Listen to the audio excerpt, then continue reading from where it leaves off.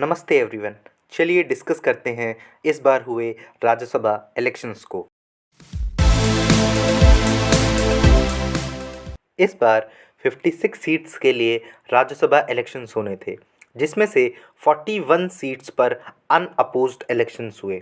The rest 15 seats saw an election, of which 10 were from Uttar Pradesh, 4 were from Karnataka and 1 seat was from Himachal Pradesh. और सबसे interesting election इसी seat पे हुआ, क्योंकि यहाँ पर लगभग अभिषेक मनु सिंघवी, जो कि राज्यसभा इलेक्शंस के लिए कांग्रेस के कैंडिडेट थे, उनका जीतना तय माना जा रहा था। पर एंड मोमेंट पर बीजेपी ने यहाँ से खड़ा किया हर्ष महाजन को, और बीजेपी इनको जिताने में कामयाब भी रही। इसी वजह से आपने न्यूज़ में भी देखा होगा कि ऐसी हेडलाइंस काफ़ी आई कि ऑपोजिशन के पास नंबर्स होते हुए भी ऑपोजिशन अपने मेंबर्स को जिताने में नाकामयाब रही। ऐसा क्यों हुआ, आइए समझते हैं।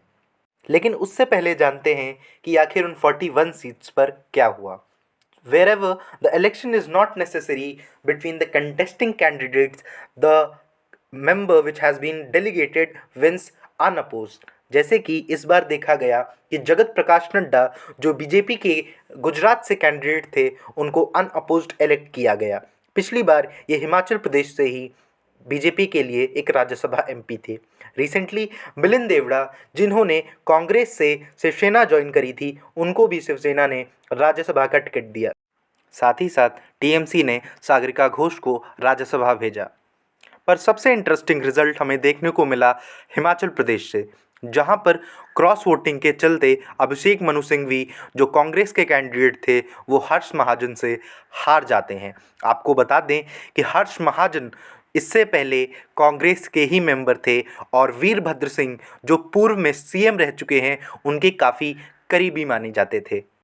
और हाल ही में इन्होंने बीजेपी ज्वाइन करी थी, और जब इन्हें बीजेपी ने कैंडिडेट बनाया, तभी से लगभग ये तय माना जा रहा था कि क्रॉस वोटिंग होने के आसार हिमाचल प्रदेश में काफ़ी हैं। आपने पॉलिटिकल न्यूज़ में ये कई बार देखा होगा कि पॉलिटिकल मैनूवरिंग, ये शब्द कई बार प्रयोग किया गया, क्योंकि क्रॉस वोटिंग के आसार हिमाचल प्रदेश में काफ़ी पहले से ही नज़र आ रहे थे, क्योंकि वीरभद्र सिंह के जो गुट के एमएलएज थे, या कहें उनके बेटे के गुट के जो एमएलएज थे, ये काफ़ी हद तक तय था कि वो क्रॉस वोट करने वाले हैं, और हुआ भी ऐसा ही। इससे पहले कि हम डिटेल में डिस्कस करें हिमाचल प्रदेश को, आइए कुछ और रिजल्ट्स आपको बता देते हैं। उत्तर प्रदेश में कुल 10 सीटों पर मतदान हुआ, जिसमें से 7 बीजेपी ने जीती और 2 समाजवादी पार्टी ने।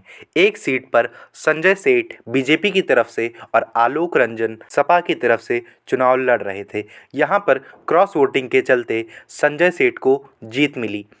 वहीं पर बीजेपी की तरफ से सबसे ज़्यादा वोट पाए सुधांशु त्रिवेदी ने, जो कि राजनाथ सिंह के पूर्व राजनीतिक सलाहकार और भारतीय जनता पार्टी के राष्ट्रीय प्रवक्ता भी रह चुके हैं। जया बच्चन ने इस इलेक्शन में सबसे ज़्यादा वोट यानी 41 वोट हासिल किए, और ये समाजवादी पार्टी की कैंडिडेट थी। आइए अब हिमाचल की ओर रुख करते हैं। यहाँ पर चुनाव लड़ रहे थे हर्ष महाजन बीजेपी की तरफ से और अभिषेक मनु सिंघवी कांग्रेस की तरफ से। 68 मेंबर्स की इस लेजिस्लेटिव असेंबली में कांग्रेस के कुल 40 विधायक थे, इसलिए लगभग ये तय माना जा रहा था कि अभिषेक मनु सिंघवी की यहाँ पर आसानी से जीत हो सकती है। पर क्रॉस वोटिंग की वजह से यहाँ पर भी बीजेपी के कैंडिडेट यानी हर्ष महाजन जीत गए। कांग्रेस के कुल 6 एमएलएज ने इस इलेक्शन में क्रॉस वोट किया, जिसकी वजह से बीजेपी और कांग्रेस को बराबर यानी 34 और 34 वोट मिले, जिसके बाद एक टाई ब्रेकर हुआ, और इसके मुताबिक दोनों कैंडिडेट्स के बीच में एक टाई ब्रेकर हुआ, जिसके तहत दोनों का नाम एक बक्से में डाला गया, और उस बक्से से जिसका भी नाम निकलता वो कैंडिडेट हार जाता। और कांग्रेस की किस्मत ने उसका यहाँ भी साथ नहीं दिया, क्योंकि उस बक्से से नाम निकला अभिषेक मनु सिंघवी का, जिसकी वजह से उन्हें ये चुनाव हारना पड़ा। तो आइए समझते हैं इस पूरे चुनावी गुणागणित को। हिमाचल प्रदेश की असेंबली में कुल 68 सीटें हैं, जिसमें से 40 कांग्रेस के पास थी और 25 बीजेपी के पास। 3 निर्दलीय विधायक जो हैं, लगभग तय माना जा रहा था कि वो बीजेपी को वोट करेंगे, पर बीजेपी अभी भी मेजॉरिटी मार्क्स से कुल 6 वोट पीछे थी और ये 6 वोट पूरे करे निर्दलीय विधायक ने, जिन्हें इस समय डिस्क्वालीफाई कर दिया गया है एंटी डिफेक्शन लॉ के तहत। साथ ही साथ इन सभी 6 विधायकों को एक कारण बताओ नोटिस जारी किया गया, पर बीजेपी उससे पहले ही 34 का आंकड़ा छू चुकी थी, जिसकी वजह से उसके कैंडिडेट यानी हर्ष महाजन की राज्यसभा इलेक्शंस में जीत हो जाती है।